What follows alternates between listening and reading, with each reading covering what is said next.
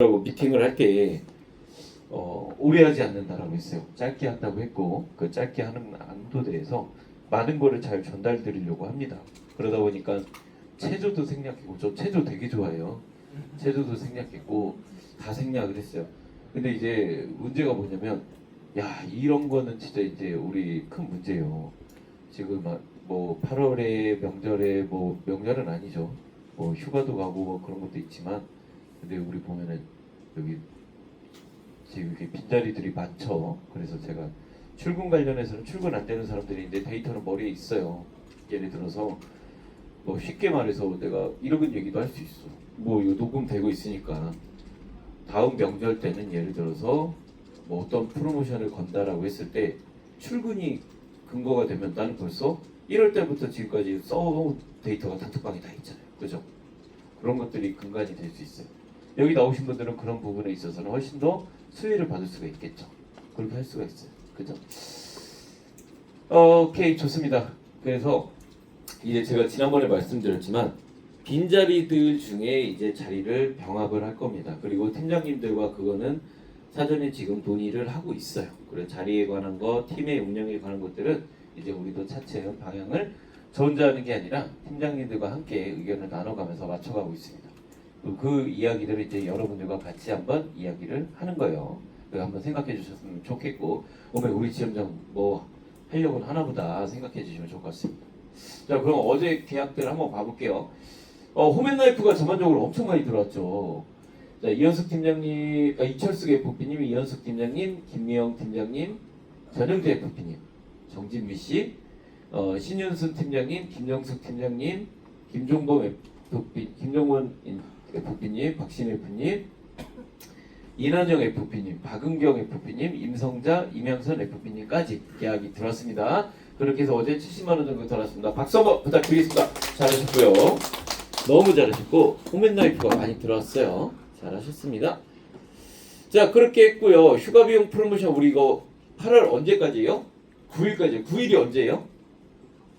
그래요. 그래서 이제 9일이 얼마 안 남았어요. 그러면 이 진도현황 봐보게요. 근데 진도현황인데 8월 5일 목요일 기준으로 자 봐보겠습니다. 목요일 기준이에요. 어제 건 반영 안 됐습니다. 여기 보면은 여기 조국 2부는 다른 지점이에요. 주한 지점 분들 한번 쭉 봐보시면 신윤수 팀장님의 80에 50에서 벌써 70이 확보가 되셨어요. 대단하시죠? 그 다음에 여기 보면 이현숙 팀장님 이렇게 10만원에서 10만원 됐고 20씩 여기 보면 최미 팀장도 10 구간 조건에 지금 이제 좀 남았는데 아마 됐겠죠? 어제 화제보험 들어갔으면 거의 다 오지 않았을까 싶기도 하고요. 임성재 부피님도 이렇게 되어 있고 최미옥의 부피님도 이렇게 와 있습니다. 거기다가 재물보험 고액권 프로모션 있고요. 홈앤라이프 35710 있습니다. 자, 그래서 우리 지점에 유이승한 제외하고 지점 거를 한번 봤더니 누가 제일 많이 팔았냐? 임성재 부피님 3건 75,000원. 근데 이게 금액 반영이 안 돼 있네. 10,000원 이상은 얼마예요? 0.5건이요. 0.5건. 왜냐면 이 중에 하나가 그렇구나. 10,000원짜리가 0.5건. 그리고 김정수 팀장이 만약에 20,000원이면 2건 이렇게 되겠죠. 자, 그렇게 되겠습니다. 자, 여기 보면 지점 전체 18개 39만원어치 팔았고요. 이게 어저께가 아니라 그저께 기준, 시상 기준으로 어제 거는 빠졌어요. 어제 거는 아니고 그제 기준으로 전 지점에서 판 건수예요. 어제 거 빠졌습니다. 우리 주한 지점에 어제 거 빠졌다 보니까 딱 요 정도. 하나, 둘, 셋, 4명. 4명이 했는데 신주한을 한번 봐보게요. 신주한 진짜 많이 팔았죠. 신주한 지점에 누가 많이 팔았나 봤더니 8개를 누가 팔았어요? 안선주 FP님이 팔았고 어제 거까지 반영되면 어떻게 될지 모르겠어요. 그리고 여기 보면 이행자 FP님이 4건, 김연아 FP님이 4건을 팔았습니다. 많이 팔았죠? 이렇게 돼 있습니다. 이 팀에서 판매한 것들만 이렇게 돼요. 민들레 팀장님도 판매하셨고 박옥경 FP님도 2건 팔았고 안선주 FP님이 벌써 20만원을 탑승을 하셨네요. 이렇게 됐습니다. 여기 보면 4건씩 파신 분들은 오늘 1건씩 더 팔았겠죠? 자, 그렇게 인천 지점도 봐볼게요. 인천 지점도 봐보면 박현환 2건, 박현환 FP님 2건, 김성재 FP님 2건 이런 식으로 많이 판매돼 있죠? 오 팀장님도 한 건 팔으셨네요. 자, 이렇게 쭉 판매하시는 걸 볼 수가 있습니다. 그래서 여러분들 요거 한번 닷컴 프로모션 잘 챙겨주시면 좋을 것 같고, 설계 완료 몇 개만 해도 줘요? 10개만 해도 커피를 몇 개를 줘요? 2잔을 줍니다. 10개만 해도 2잔을 주는데 한번 봐볼게요. 설계 완료가 어제가 아니라 그제자로 몇 개가 되어 있는지. 자, 여기 봐보면 어제자가 아니라 그제자입니다. 그러면 여기 보시면 설계 완료권이 박은경 FP님이 됐고요. 노란색이 된 거예요. 노란색이 10개가 넘어서 달성이 된 거예요. 그리고 여기 보시면 이현숙 팀장님도 됐고, 임성재 FP님이 그제 기준으로 설계 완료가 하나가 부족하네요. 이런 식이에요. 자, 밑에 보시면 신 팀장님도 그제 기준으로 3개, 신은하 FP님도 3개, 쭉 그런 식으로 한번 봐주시면 되겠습니다.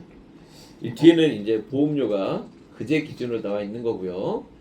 자, 설계 완료에 대해서 인정을 해준다. 이 내용입니다. 정준기 FP님은 어제 백주열 코인에 탑승을 하셔서 2개가 설계 완료가 그 자리에서 됐죠. 설계가 어렵지 않아요. 이따가도 한 번 더 제가 보여드리겠습니다. 자, 그렇게 해보고 오늘은 한번 정금녀 FP님으로 한번 해볼까요? 자, 그런 식으로 한번 해보겠습니다. 설계 완료권 한번 잘 봐주시고, 뒤에 본인들 것도 있으니까 한번 잘 봐주세요. 정금녀 FP님은 2개를 했는데 설계 완료가 안 돼 있죠. 설계 완료를 한번 꼭 한번 해보자고요. 자, 이렇게 돼 있고요. 설계 완료 10개만 해도 커피 2잔, 그중 절반 2만원짜리 5건만 팔아도 20만원, 10만원이 돼도요. 닷건 시상 5건만 돼도 추가 10만원이 되고, 2만원짜리 5건 10만원 팔았더니 시상금만 30만원을 주더라. 그 얘기가 되어 있습니다. 자, 닷건 시상은 언제까지예요? 17일까지요. 아직 조금 남아있다. 우리 설계 완료는 언제까지? 9일, 일요일까지다. 그래서 설계 완료는 오늘 진짜 다 한번 해보자. 자, 홈앤라이프 영업팀 프로모션이에요. 어제 저녁 6시 기준으로 한번 보겠습니다. 팀별로 1팀 20, 2팀 12, 3팀 28, 4팀 16, 5팀 18 봤을 때 어제 판매한 겁니다. 1팀에 보면은 12건, 12등, 죄송해요. 3건, 그 다음에 2팀에 2건, 3팀에 2건, 4팀에 5건, 5팀에 4.5건. 아마 이 팀이 한 개 정도 정진미 씨께 들어가지 않았을까 싶습니다. 자, 그렇게. 자, 그럼 여러분들은 이 고객들을 어디서 찾아야 되는가? 자, 또 이거 핵심 상품 요것도 있고, 고객들을 어디서 찾아야 되죠? 제가 나눠드린 표 다 갖고 있으시죠? 그 고객들 동의받고 인증받고 설계하고 터치하시면 됩니다. 여기 있는 이런 것들, 이런 고객들, 그죠? 터치하시면 될 것 같아요. 중국연월이 30년 이내이신 분들, 그 중에서 20년 이내인 분들은 무조건 우리 거 지금 500 되니까 그걸 하면 좋겠다 말씀드리고요. 빌라는 우리 급배수 몇 년이에요? 빌라는 여전히 5년이에요. 그래서 빌라 같은 경우는 급배수가 들어가기가 쉽지는 않습니다.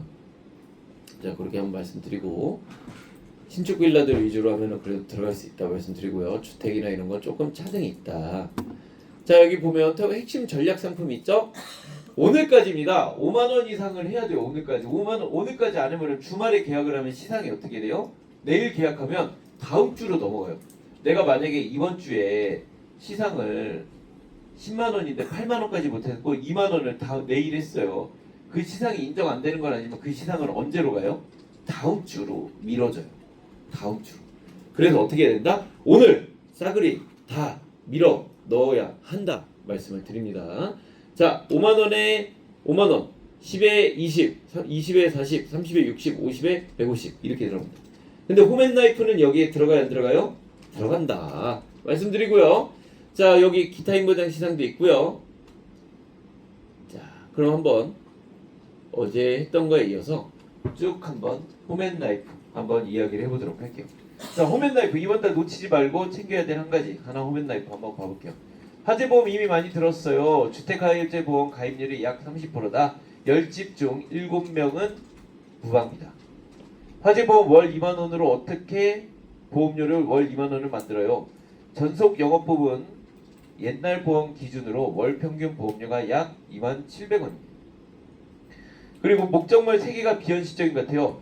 무조건 집 세 채를 넣자는 게 아니라 그 사람의 가족의 주거 형태를 한번 파악해보자. 거주하는 형태를 봐보자 라는 겁니다.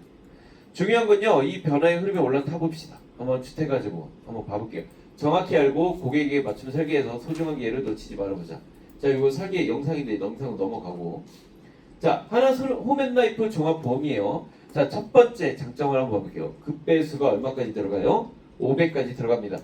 급배수 누출 손해가 뭡니까? 집안의 수조, 급배수 시설 등 수간에서 집안의 급배수 시설, 수조를 말하는 게 우리 뭐 물고기 있는 수조 말하는 게 아니라 급배수 등의 이제 수간 등에서 우연히 물이 새어나와서 그 물 때문에 보험의 목적이 망가진 손해를 보상하는 담보를 말하고 있습니다. 배관이 터졌는데 배관 자체 수리는 해주진 않아요. 그 노후된 부품을 교체해 주는 건 그 어디서도 해주지 않습니다. 다만 그 물 때문에 마루나 벽지나 가재 등이 망가졌다 하면은 보장을 해줘요. 자, 그렇게 해주고 외벽의 균열이나 방수층 자체를 보장해주지는 않습니다. 면책 기간은 90일이고요. 100만 원 이하의 소리비가 나왔을 땐 공제가 없고 100만 원 이상일 땐 뭐 30%, 10%, 10%에서 50% 공제가 들어갑니다. 이거는 예시로 오타예요.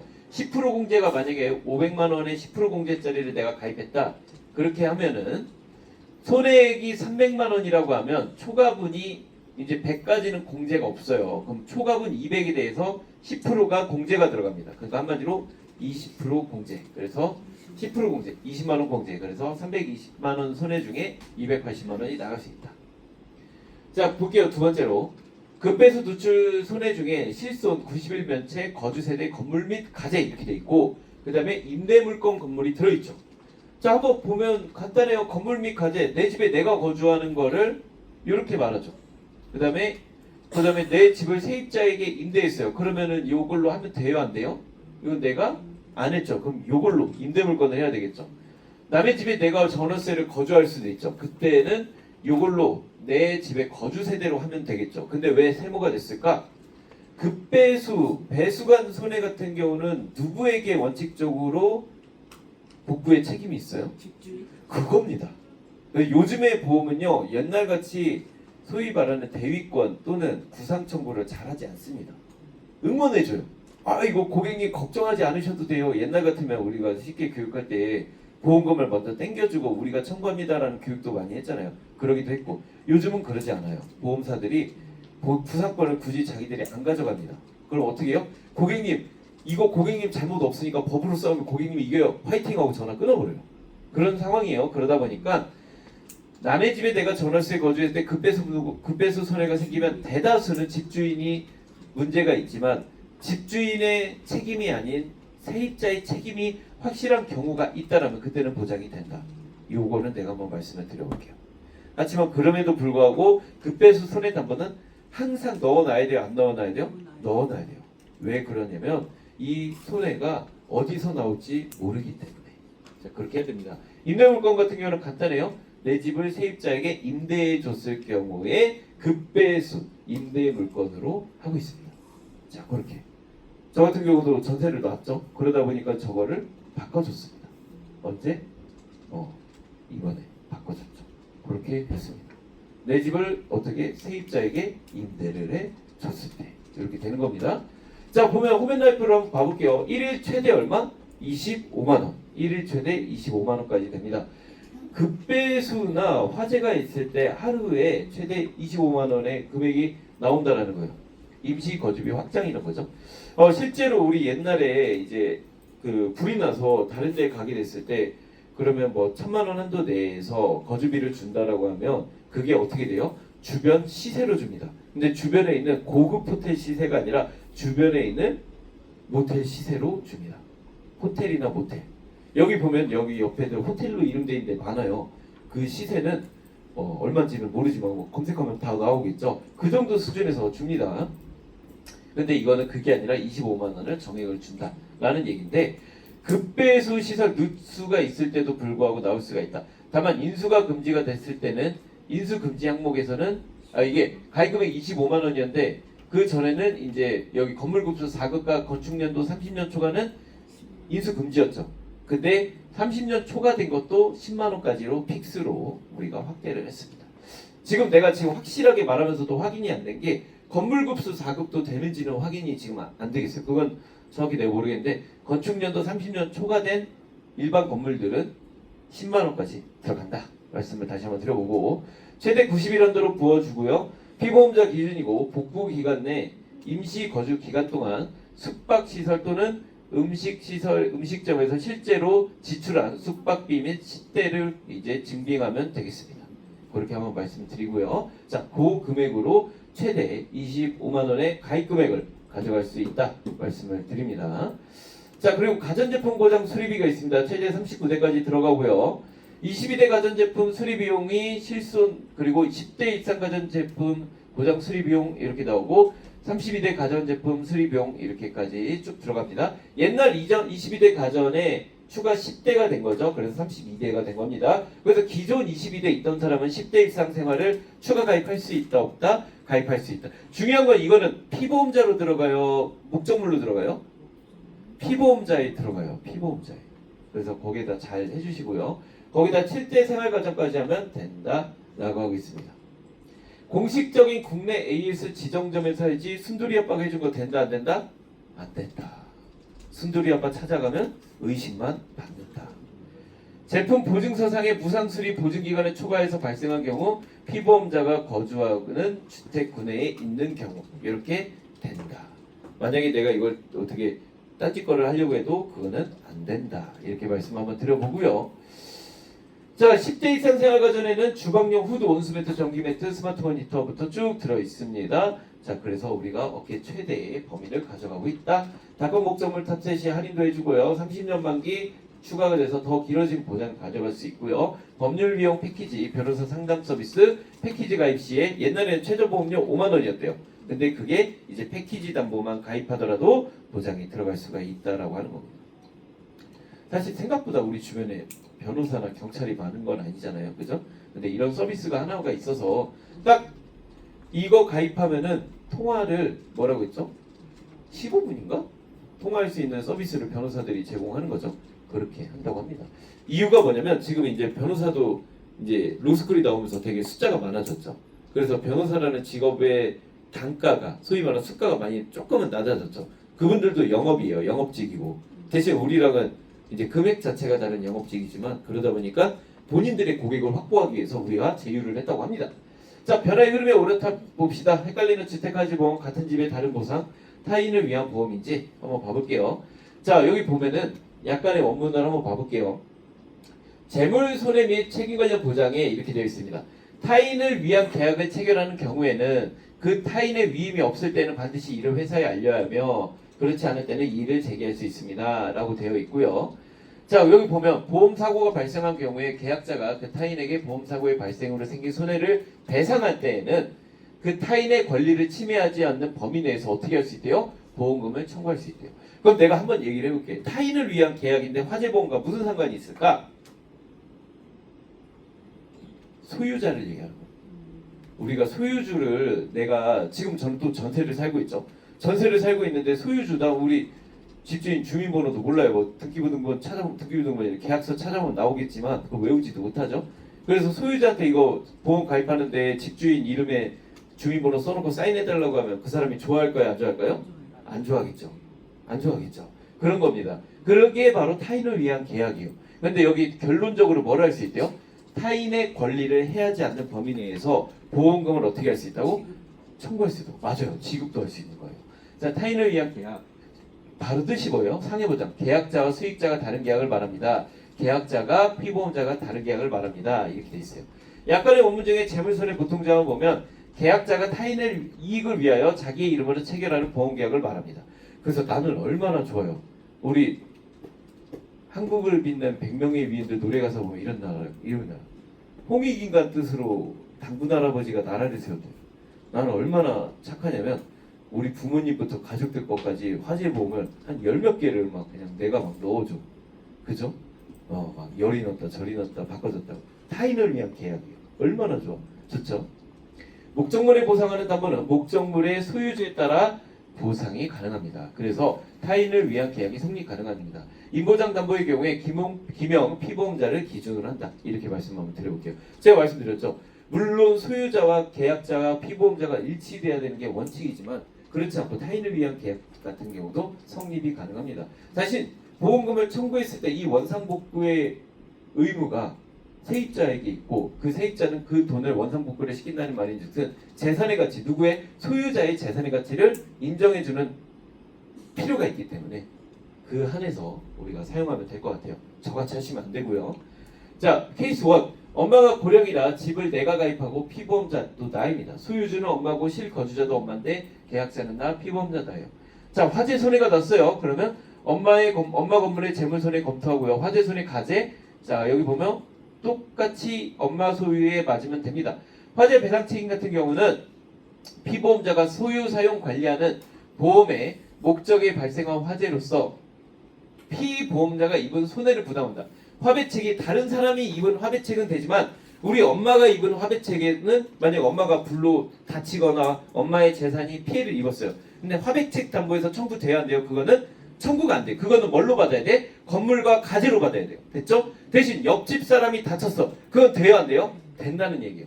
급배소 누출 손해도 당연히 되고요. 임시 거주비 같은 경우는 뭘로 돼요? 이게 임시 거주비 담보는 어디 들어있어요? 피보험자한테 들어있어요. 피보험자한테. 피보험자가 목적물로 있어. 그럼 임시거주비는 돼야 안 돼요? 이거는 안 되는 거예요. 그럼 임시거주비를 해주려면 뭘 해야 돼? 피보험자를 엄마로 끌고 와야죠. 가능하죠? 한마디로 쉽게 말하면 내 집주인을 내가 임시거주비 담보 넣어놓고 지금 내가 전셋집에다 넣고 이거 말도 안 되는 거잖아요. 똑같은 거예요.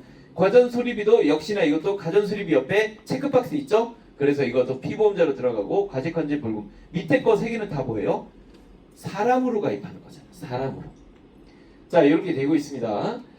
자, 주택가치보험에서 목적물에 보상하는 담보의 경우에는 목적물의 소유주에 따라서 타인을 위한 계약이 성립이 됩니다. 따라서 목적물을 등록하고 소유주를 작성할 때 해당 소유주를 보상받을 수 있는 타인으로 인지합니다. 목적물을 각각 3개 등록해도 각각의 소유주를 등록할 수 있습니다. 이 경우에도 동일하게 목적물을 보상하는 경우, 담보의 경우에는 각각 타인을 위한 계약을 성립할 수 있다. 배상 책임의 경우에는 따져볼 필요가 있다. 이건 당연히. 자, 그리고 두 번째, 엄마 집을 내가 가입하고 피보험자도 엄마예요. 엄마, 실거주자도 엄마, 소유주도 엄마, 계약자만 나요. 이 경우에는 다 받을 수 있죠. 다 되죠. 자, 많이 꽈볼게요. 실제 소유주가 집주인이고 실거주자가 엄마고 소유주는 집주인이에요. 전세인가 보네. 집주인이고 엄마가 전세자가 있고 계약자가 나고 피보험자가 나요. 가능하죠. 건물 손해가 나면 그 건물 손해가 나면 집주인에게 손해를 우리가 복구해야 되기 때문에 보상금이 나가겠죠. 가재 손해가 난다면은 엄마 가재라고 당연히 되고 화재 배상 책임이라고 한다면은 마찬가지로 그 안에 집주인이 살지 않을 거 아니에요. 그렇죠? 그 안에 엄마가 산다고 하더라도 화배책에서 나오진 않겠죠. 엄마 다친 거는 따로 나오겠죠. 자, 그 다음에 급배수 노출 손해 같은 경우는 보면은 건물 중심으로 검토하기 때문에 나올 테고 이거는 역시나 엄마가 이 집의 피보험자 여기 내가 피보험자잖아요. 그 내가 거주하지 않기 때문에 나오지 않는다. 그리고 가족화재 벌금 같은 경우도 배우자 본인 또는 배우자와 생각이 아니라 생계를 같이 하고 주민등록상 동거 중인 친족이요. 가족화재 벌금은 주민등록상 동거 중인